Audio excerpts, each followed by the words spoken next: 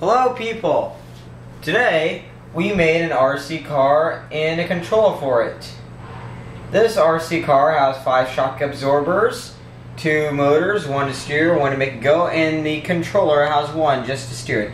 It also uses a touch sensor to make it go forward. When you push the orange button on the controller, it'll make it go backwards.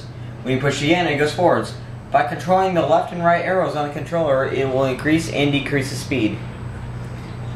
It also uses a differential on the car right here, so when the motor turns it, only one gets the power, but since I couldn't figure out a different design, I just put an axle in between these two and they both turn at the same rate.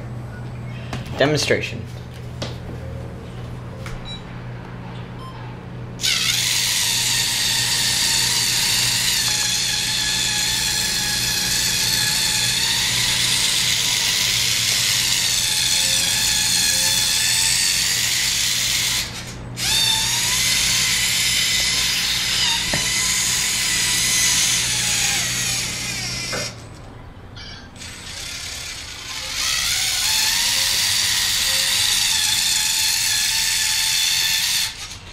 And this is how the differential works.